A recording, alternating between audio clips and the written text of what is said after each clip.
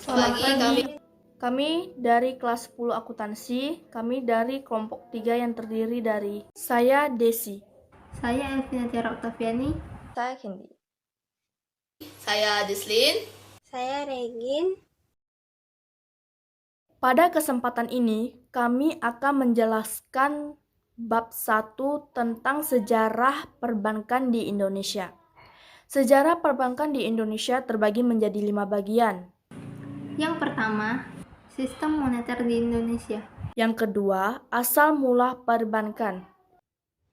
Yang ketiga, perkembangan Bank Indonesia. 4. Masa Orde Baru dan kebijakan perbankan. Dan yang kelima, masa renovasi. Supaya tidak membuang banyak waktu, kami akan langsung menjelaskan. A. Sistem moneter di Indonesia. Pengertian sistem moneter. Kebijakan moneter adalah kebijakan untuk memengaruhi proses penciptaan uang yang beredar dan tingkat bunga yang bertujuan untuk menciptakan stabilitas nilai mata uang. Sistem moneter adalah hubungan yang interdependen antara bank dan lembaga yang dapat memengaruhi stabilitas nilai mata uang. Yang termasuk dalam sistem moneter adalah bank, lembaga yang dapat menciptakan uang viral. Otoritas sistem moneter di Indonesia adalah Bank Indonesia, dan bank pencipta uang viral adalah bank yang sejenis usahanya diperkenankan menghimpun dana dari masyarakat dalam bentuk giro atau rekening tabungan lainnya. Dana yang dimiliki oleh bank umum pada bank sentral sangat diperlukan dalam rangka transaksi antar bank melalui mekanisme clearing serta digunakan oleh bank sentral dalam kebijakan pengendalian jumlah uang yang beredar guna mengendalikan inflasi. Saldo minimum bank umum pada bank sentral saat ini adalah 5% dari total dana masyarakat yang dihimpun oleh bank yang bersangkutan. Otoritas moneter mempunyai peran utama sebagai sumber awal terciptanya uang beredar untuk memenuhi permintaan masyarakat akan uang dan sumber penawaran yang dibutuhkan oleh lembaga keuangan, uang kartal, dan cadangan bank. Otoritas moneter berperan sebagai penyedia seluruh kebutuhan uang yang dibutuhkan masyarakat. Sementara itu, lembaga keuangan disebut sebagai sistem moneter. Fungsi sistem moneter sebagai berikut. A. Memajukan lalu lintas pembayaran yang efisien sehingga mekanisme tersebut dapat dilakukan dengan cepat, akurat, dan biaya yang relatif murah.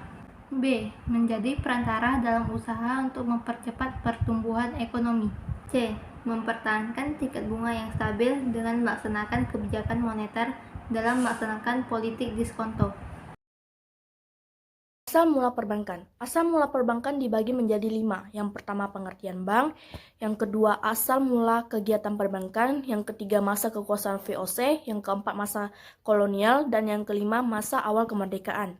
Yang pertama, pengertian bank. Ada beberapa definisi bank yang dikemukakan oleh para pakar ekonomi dan perbankan. Yang pertama, menurut Undang-Undang Nomor 14 Tahun 1967, bank adalah lembaga keuangan yang usaha pokoknya yang memberikan kredit dan jasa lainnya dalam pembayaran dan peredaran uang. Yang kedua, menurut Undang-Undang Negara Republik Indonesia Nomor 10 Tahun 1998, tanggal 10 November 1998, bank adalah badan usaha yang menghimpun dana dalam bentuk kredit atau bentuk lainnya. Yang ketiga, menurut A. Abdurrahman, bank adalah suatu jenis lembaga keuangan yang melaksanakan berbagai macam jasa seperti memberikan pinjaman, pengedaran mata uang, melakukan pengawasan mata uang, dan bertindak sebagai tempat penyimpanan barang-barang berharga. Yang keempat, menurut Profesor G. M. Ferin Stuart, bank adalah suatu badan yang bertujuan untuk memuaskan kebutuhan kredit, baik dengan alat-alat pembayarannya sendiri atau dengan diperoleh dari orang lain. Yang kelima, menurut Kashmir, bank diartikan sebagai lembaga keuangan usaha yang menghimpun dana dari masyarakat dan menyalurkannya kembali dana tersebut ke masyarakat serta jasa-jasa lainnya. Yang keenam, menurut Taswan, bank adalah suatu lembaga yang berperan sebagai lembaga keuangan antara pihak-pihak yang memiliki lebih dana dan mereka yang membutuhkan dana. Yang kedua, asal mula kegiatan perbankan. Zaman Babilonial hingga zaman Yunani dan Romawi kuno, kegiatan perbankan ini sudah ada. Kegiatan utama bank di zaman ini adalah sebagai tempat tukar-menukar uang oleh para pedagang antar kerajaan. Penukaran ini dikenal dengan nama pedagang valuta asing, yang berkembang menjadi tempat penitipan uang maupun peminjaman uang. Yang ketiga, masa kekuasaan VOC. Kehadiran institusi perbankan pertama di Indonesia tidak terlepas dari hadirnya kolonial Belanda di Hindia Belanda. VOC merupakan perusahaan induk penghimpun perusahaan dagang Belanda. Mereka mengukuhkan kekuasaannya di Batavia pada 1619. Guna untuk memperlancar dan mempermudah aktivitas perdagangan VOC di Nusantara. Pada 1746 didirikan The Bank van Liening, tepatnya pada tanggal 20 Agustus 1746. Namun dalam perjalanannya, bank ini tidak dapat beroperasi dengan baik. Oleh sebab itu, ia dilebur ke dalam The Bank Koran, yang didirikan pada tanggal 1 September 1752 yang berubah nama menjadi The Bank Koran and Bank van Liening yang didirikan pada tanggal 5 September 1752. Tetapi bank ini juga tidak dapat beroperasi dengan baik, akhirnya ditutup karena bangkrut. Pada akhir abad 18, VOC mengalami kemunduran dan kebangkrutan. Yang keempat, masa kolonial. Pada menjelang pecahnya Perang Dunia Kedua, pemerintah Hindia Belanda melikuidasi 3 bank Jepang yang beroperasi saat itu. Terdapat 3 bank di mana pemerintah mempunyai peran. Yang pertama, The Bank Javas N.V. Yang kedua, The Post Spar Bank. Dan yang ketiga, The Algemeen Volkskrediet Bank. Ada juga bank yang tidak dapat ikut campur tangan pemerintah. Yang pertama, bank milik orang Belanda. Yang kedua, bank milik Inggris. Yang ketiga, bank milik Jepang. Yang keempat, bank milik orang Cina. Dan yang kelima, milik Indonesia. 5. Masa awal kemerdekaan. Situasi kemerdekaan 17 Agustus 1945 ini membawa bangsa Indonesia untuk menggerakkan roda perbankan dengan melakukan nasionalisasi terhadap perbankan yang ada. Izin pembukaan Bank Belanda di wilayah Indonesia dikeluarkan pada tanggal 2 Januari 1946 oleh Gubernur Jenderal Hindia Belanda. Pada tanggal 9 Oktober 1945 didirikan Yayasan Pusat Bank Indonesia. Pada tanggal 5 Juli 1946 didirikan Bank Sentral dengan nama Bank Negara Indonesia atau BNI. Yayasan Pusat Bank Indonesia merupakan cikal bakal lahirnya Bank BNI. Dalam konferensi meja bundar pada tahun 1949, pemerintah Indonesia dan Belanda memutuskan untuk mengubah fungsi Bank Negara Indonesia dari Bank Sentral menjadi Bank Umum. Peraturan Pemerintah Nomor 1 Tahun 1946 Pasal 1 menyebutkan bahwa BRI merupakan bank pemerintah pertama di Republik Indonesia. Pada Perjanjian Renville tahun 1949, BRI berubah nama menjadi Bank Rakyat Indonesia Serikat. Penjelasan asal mula perbankan sampai di sini, dan penjelasan selanjutnya akan dijelaskan oleh Regin. Perkembangan Bank Indonesia. 1. Bank Sentral.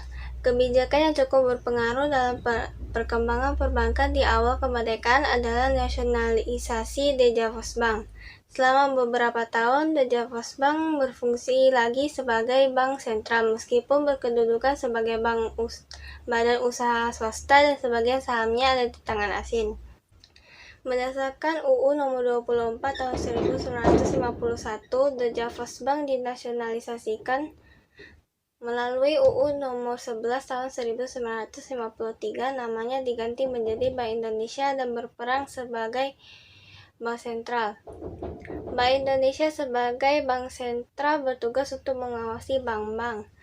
Berdasarkan penetapan Presiden RI nomor 17 tahun 1965, Bank Indonesia bersama Bank Koperasi Tani dan Nelayan, Bank Negara Indonesia, Bank Umum Negara, dan Bank Tabungan Negara dilebur menjadi bank tunggal dengan nama Bank Nasional Indonesia. 2. Bank Umum. A. Bank Raya Indonesia atau BRI dan Bank Ekspor Impor atau Eksim. Diagram for Credit, bank pada zaman depan diganti menjadi Xiaominingco. Setelah kemerdekaan diubah melalui Peraturan Pemerintah Nomor 1 Tahun 1946 menjadi Bank Raya Indonesia atau BRI. Berdasarkan Undang-Undang Nomor 42 PRP Tahun 1960 dan UU Nomor 43 PRP Tahun 1960, BR dilebur bersama Bank Tani dan Nelayan menjadi Bank Koperasi dan Tani dan Nelayan. Berdasarkan UU Nomor 14 Tahun 1967 dan UU Nomor 13 Tahun 1968, BNI Unit 2 Bidang Pedesaan atau Rural dan Eksim dipisah, yaitu BRI sebagai pengganti BNI Unit 2 Bidang Rural melalui UU Nomor 21 Tahun 1968 dan Bank Ekspor Impor Indonesia atau BEII sebagai pengganti BNI Unit 2 Bidang Ekspor Impor. B. Bank Negara Indonesia atau BNI. Melalui UU Nomor 2 PRP Tahun 1946, Bank Negara Indonesia atau BNI didirikan dan berperan sebagai bank sentral dan bank sirkulasi. Selanjutnya, UU Nomor 2 DRT Tahun 1955 menetapkan bank tersebut sebagai bank umum pada tahun 1965 dengan penetapan Presiden Nomor 17 Tahun 1965, BNI dilebur ke dalam Bank Tunggal Negara Indonesia dan disebut sebagai BNI Unit 3. Berdasarkan UU Nomor 14 Tahun 1967 dan UU Nomor 13 Tahun 1968, BNI Unit 3 dipisahkan kembali dari Bank Tunggal Negara Indonesia. Bank tersebut diubah dan didirikan kembali dengan UU Nomor 17 Tahun 1968 dengan nama Bank Negara Indonesia 1946 yang sekarang berganti nama menjadi Bank BNI. Bank ini menjalankan fungsi BNI Unit 3 dengan nama Bank Negara Indonesia 1946 berdasarkan UU Nomor 17 Tahun 1968. C. Bank Dagang Negara atau BNN. Bank Dagang Negara berasal dari Ex-Komputer Bank yang dinasionalisasi dengan PP Nomor 13 Tahun 1960. Penetapan Presiden tahun 1965 menetapkan bahwa Bank Dagang Negara tetap dilaksanakan sesuai undang-undang pendiriannya. Struktur organisasi dan kegiatannya berjalan seperti sedia kala dengan ketentuan agar menyelaraskan kegiatan-kegiatannya yang bersifat moneter teknis dengan Bank Negara Indonesia. Pada tahun 1999, Bank Dagang Negara bergabung menjadi Bank Mandiri. D. Bank Bumi Daya atau BBD. Bank Bumi Daya berasal dari Netherlands Indische Handelsbank yang didirikan tahun 1863 dan berubah menjadi National Handelsbank. Pada tahun 1959 dinasionalisasikan berdasarkan Peraturan Pemerintah Nomor 39 Tahun 1959 melalui UU Nomor 1 Tahun 1959 dibentuk menjadi Bank Umum Negara. Pada tahun 1965 dilebur ke dalam Bank Tunggal Negara Indonesia yang kemudian menjadi Bank Negara Indonesia Unit 4. Berdasarkan UU Nomor 19 Tahun 1968 didirikan Bank Umum milik negara yang diberi nama Bank Bumi Daya atau BBD. Yang 3. Bank Pembangunan. A. Bank Pembangunan Indonesia atau Bappindo. Bappindo berdiri berdasarkan UU Nomor 21 Tahun 1960. Bank ini berasal dari Bank Industri Niaga atau BIN yang didirikan pada tanggal 4 April 1951 dengan disahkan dengan badan hukum dengan UU Nomor 5 DRT tahun 1962. Pada tahun 1999, bank ini bergabung menjadi Bank Mandiri. B. Bank Pembangunan Daerah. atau BPD. Bank Pembangunan Daerah berdiri di daerah tingkat 1 provinsi dengan dasar hukum UU nomor 13 tahun 1962. C. Bank Tabungan Negara atau BTN. Bank Tabungan Negara berasal dari Deposparbank berdasarkan UU nomor 9 DRT tahun 1950, namanya diganti menjadi Bank Tabungan Pos. Merujuk pada penetapan Presiden nomor 17 tahun 1965, namanya kemudian menjadi Bank Negara Indonesia Unit 5. Akhirnya berdasarkan UU nomor 20 tahun 1968, namanya menjadi Bank Tabungan Negara. D. Bank Mandiri. Bank Mandiri merupakan hasil merger Bank Bumi Daya atau BBD, Bank Negara BDN, Bank Pembangunan Indonesia Bapindo, dan Bank Ekspor Impor Bank Eskim yang berlangsung pada tahun 1999. 4. Keadaan perbankan setelah Perang Dunia II. A. Keadaan perbankan nasional setelah Perang Dunia II yaitu 1. Surakarta Maskapai Adi Bumiputra atau MAI didirikan tahun 1945 di Solo. 2. Bank Indonesia didirikan tahun 1946 di Palembang. 3. Bank Dagang Nasional Indonesia didirikan tahun 1946 di Medan. 4. Indonesia Banking Corporation (IBC) didirikan pada tahun 1947 di Yogyakarta yang kemudian bersama Bank Amerta. 5. Bank Nasional Indonesia didirikan di Surabaya. B. Keadaan perbankan di daerah federal setelah Perang Dunia II yaitu 1. NV Bank Sulawesi di Manado didirikan 8 Februari 1946. 2. NV Bank Perniagaan Indonesia didirikan pada 11 Maret 1948. 3. Bank Timur NV di Semarang didirikan pada 20 September 1949 yang kemudian diganti namanya menjadi PT Bank Gemari dan kemudian melakukan merger dengan Bank Sentral Asia atau 4. Bank Dagang Indonesia NV di Banjarmasin didirikan 12 Oktober 1949. 5. Kalimantan Trading Corporation NV di Samarinda didirikan pada 18 Februari 1950 yang kemudian merger dengan Bank Pasifik. Sekian materi tentang perkembangan bank di Indonesia. 1. Masa Orde Baru.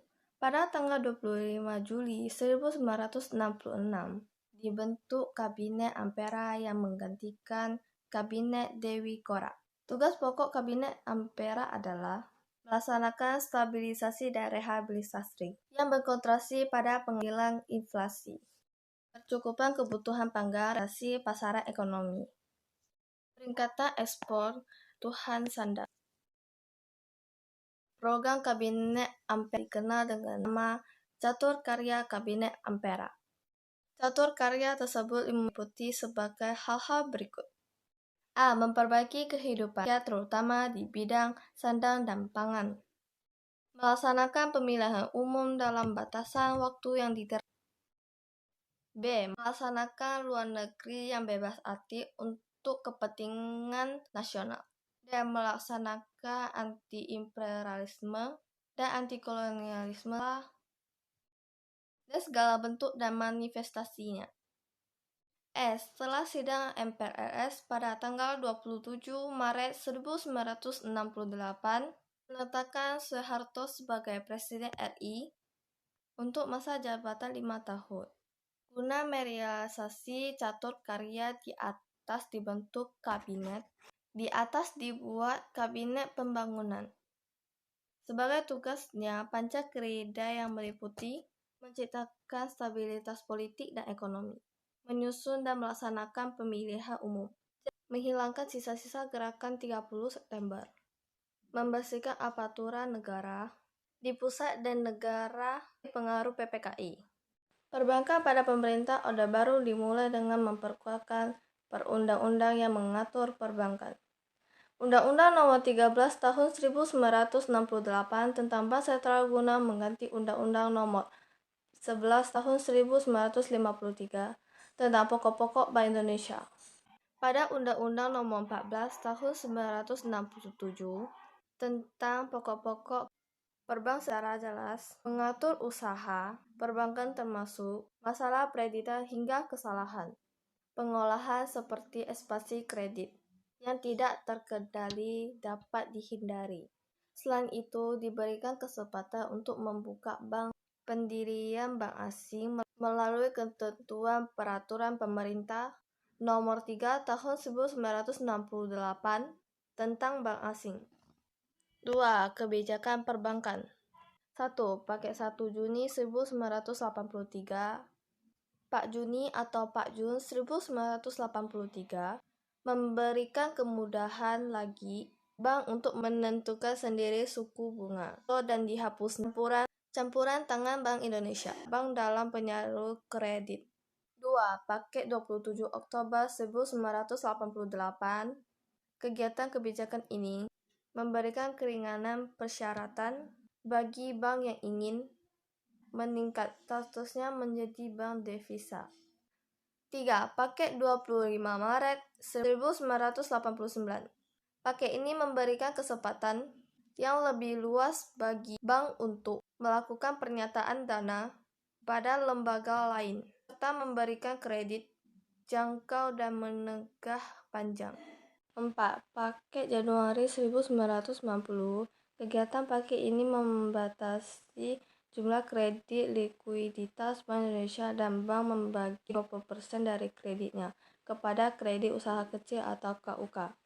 5. Paket 25 Februari 1991 kegiatan untuk mengoreksi akibat buruk faktor 88.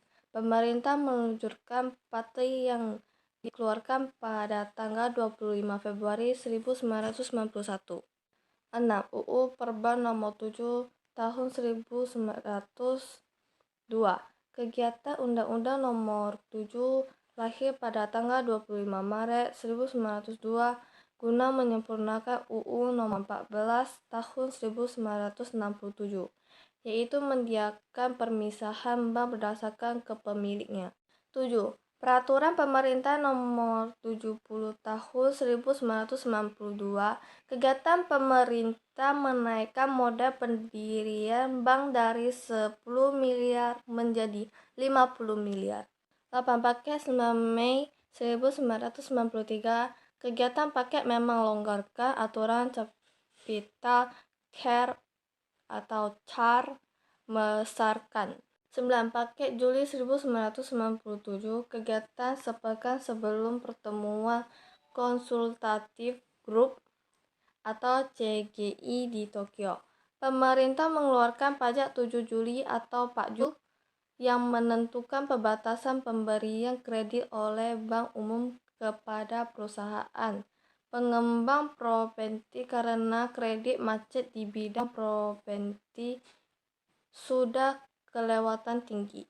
10. Pengumuman pemerintah 1 November 1997, kegiatan pengumuman tersebut merupakan puncak tragedi di sektor perbankan. Masa renovasi benar terjadi di Indonesia pada tahun 1997. Masa renovasi ini terjadi karena krisis keuangan dan moneter pada tahun 1997 dan mengakibatkan peningkatan utang perbankan nasional.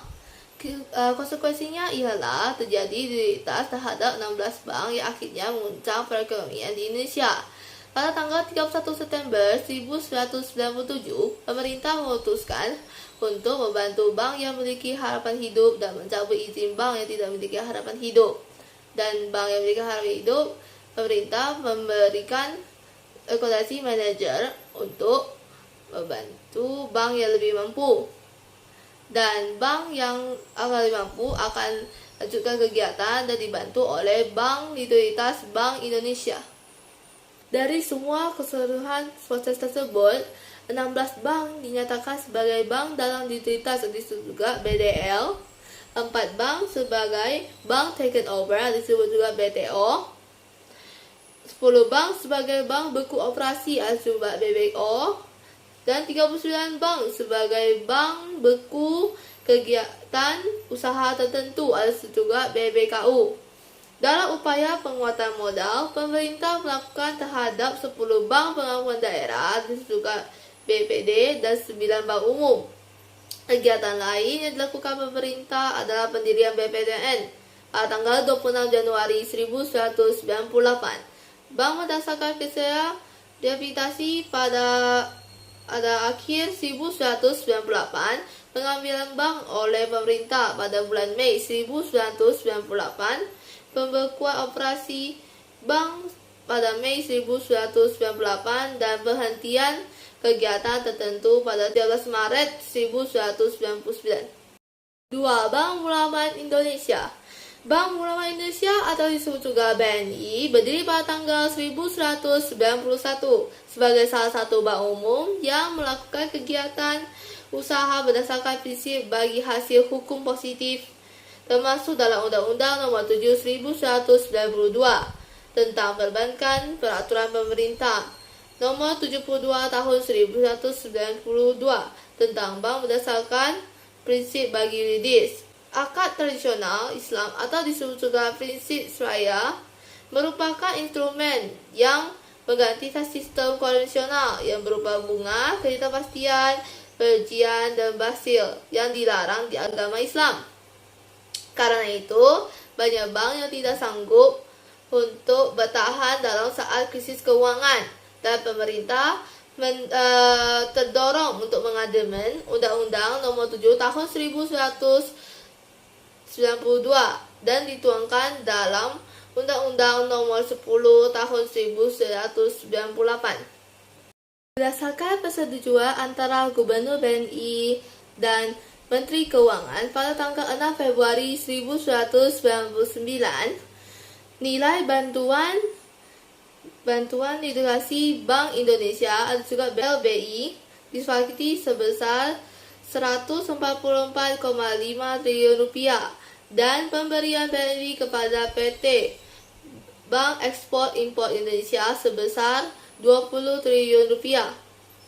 Atas pemberian BLBI sejumlah 44,5 triliun rupiah tersebut, pemerintah menerbitkan 3 surat utang, yaitu Surat Utang Nomor SU003 MK 1198 sebesar 80 triliun rupiah dan Nomor SU003 MK 1199 sebesar 64,5 triliun rupiah dan Nomor SU004 MK 1199 sebesar 53,8 triliun rupiah.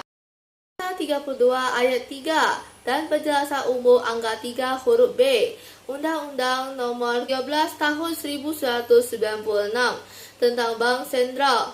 Undang-undang ini ditegaskan bahwa peran Bank Indonesia sebagai leader of the last resort, yang berarti bank sentral yang berfungsi sebagai pemberi peminjam kepada bank dalam keadaan memaksa untuk menjaga likuiditas dari bank tersebut, dan BKBI membantu pemerintah dalam menjalankan kebijakan makro nasional. 3. Sistem perbankan nasional. Guna memastikan keuangan sistem perbankan sebelumnya, pengawasan ketat juga melibatkan penyerangan dan dari International Monetary Fund (IMF) dilakukan melalui pembentukan Badan Penyehat Perbankan Nasional disebut BPN.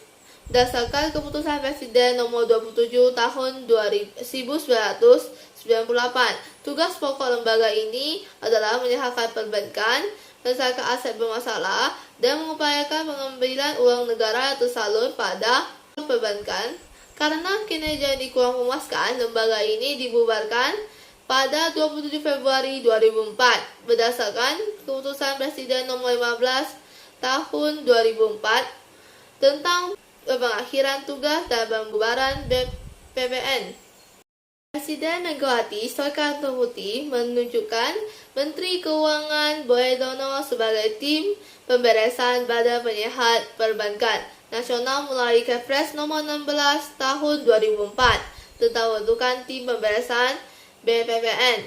Perusahaan mengolah aset PHA didirikan pemerintah pada 27 Februari 2004 melalui Peraturan Pemerintah Nomor 10 Tahun 2004 untuk melaksanakan pengolahan aset-aset bank menyehat perbankan nasional dari sudut BBPN yang tidak berperiksa hukum baik asal kredit, saham maupun properti.